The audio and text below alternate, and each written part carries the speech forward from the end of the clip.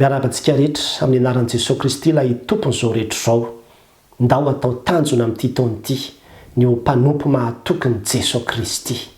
Izay indray ry havana no lohatenin'ity vidéo manaraka ity. Mety marobe ny tanjona izay napetraka ao tamin'ny fiandohan'izao taona izao. Ary tsy ratsy izany fa manasa anao andao ampitsika ity tanjona ara-panahy iray lehibe ity dia ny hoe ho tonga mpanompo mahatokony Jesosy Kristy tsika amin'ity taona ity. Tena tsara izany Ary rehefa mijery inona moa zany atao hoe mpanompo mahatoky dia olona manatanteraka ny asany izay anirahana sy hampanaovina azy, izay hibaikona azy dia tena hoe tanterahany, atsakany sy andavany, azo antoka izy amin'ny fanatanterahana ny zavatra izay ampiandraketina azy.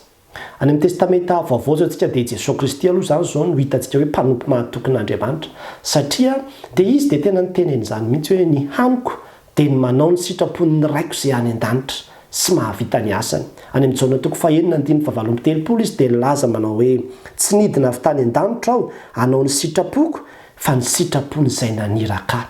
Ary izany mahatonga anazy eo mpanompo mahatokin'Andriamanitra izy, satria tena tsy manao ny sitrapony fa ny sitrapon'Andriamanitra. Izay no zavatra tanterahany. Raha mijery ny testamenta taloha indray tsika dia mahita tsika fa nisy olona koa izay nividian'Andriamanitra. Anisan'izany zao Kirosy. Io Kirosy io dia mahagaga satria mpanjaka jentilisa izy io. Ary Isaia ny naminany. Izany Isaia zany dia tokotokony hoe 700 taona talohan'i Jesosy Kristy. Naminany Isaia mpaminany hoe isy olona izay ho atsangako Andriamanitra, Kirosy ny anarany, dia lazao aminy. Eo amin'ny 9:20 amin'ny Isaia toko 4:10 dia misy hoe lazao amin'ny Kirosy hoe izy no mpiandry-ondriko ka izay sitrako rehetra dia ho tanterahany, ary izy anao amin'ny Jerosalema hoe atsangany ianao, ary amin'ny tempolo hoe ahorona indray ny fanorenanao. Izany hoe manana programa Andriamanitra izay tiana atao dia nanangana olona izy. Izany Kirosy izany dia mpanjakan'ny Persia ary Iran amin'izao fotoana izao. 200 taona taty aoriana dia tena nisy tokoa le Kirosy izay mpanjakan'ny Persia, ary izy io no nanafaka ny Israely teo amin'ny fanandevozan'ny Babiloniana ka nanome didy hoe miverina amin'ny tany ny Jiosy ary atsangana ny tempoly. Efa 700 taona taloha dia efa nambaran'Andriamanitra hoe izay le programa, izay le fikasako, dia hitady olona anatanteraka ny sitrapoko. Ary izay mihitsy ilay izy mpiandro ny ondriko izy ka izay sitrako rehetra dia ho tanterahany, izay sitrako rehetra dia ho tanterahany.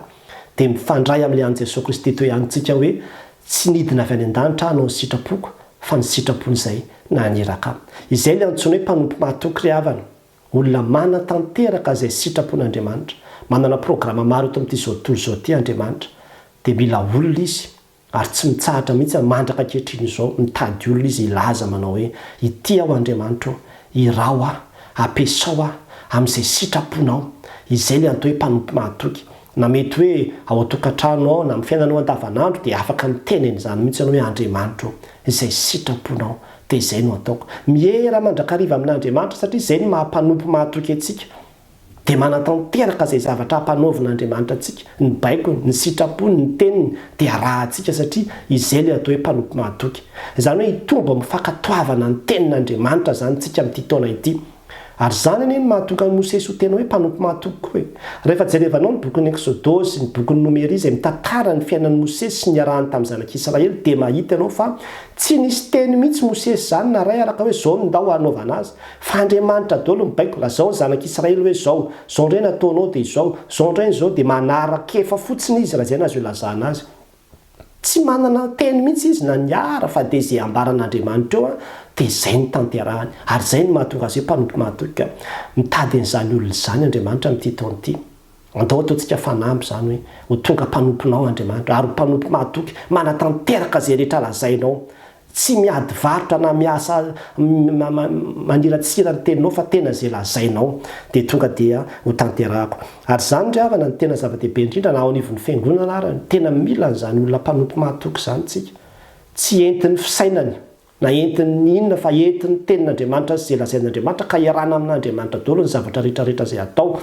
Ary eo amin'ny firenena indrindrandrindra, raha ohatra ianao ka mpitondra fanjakana no mahita n'ity hafatra ity na manam-pahefana samihafa amin'ny isan'ambaratongany dia atao fanampy izany amin'ity taona ity dia tena teo mpanompo mahatokony Jesosy Kristy ka zay sitrapony Jesosy Kristy rery ihany no tanterahako eto amin'ity anjara fanompoana izay nomeny aty fa tsy ny sitrapoko izy anieny nanendry anao ary izy ny nanome anao ny fahefany ohatran'ny minisitra ihany io raha ny filoha-pirenena zao no manome anazy sy manendry anazy ho minisitra dia mazava ho azy fa anatanteraka ny programa an'ilay filoha-pirenena fa raha ohatra ka ny programa manokana an'ilay minisitra no ataony fa ny an'ilay filoha-pirenena ajanony voaroaka izy miala izy dia tahaka izany koa isika Andriamanitra mametraka anao amin'ny toerana anankiray ka aoka reto tsy ny sitraponao na ny sitrapon'ny vahoaka kory ara fa ny sitrapon'Andriamanitra no alefanao melondrindra ka amin'ny zavatra rehetra dia tena hoe sitraponao Andriamanitra dia hiteny tahaka an'i Jesosy Kristy koa tsika hoe tsy tonga eto amin'ity toerana ity anao ny sitrapoko fa ny sitrapony izay naniraka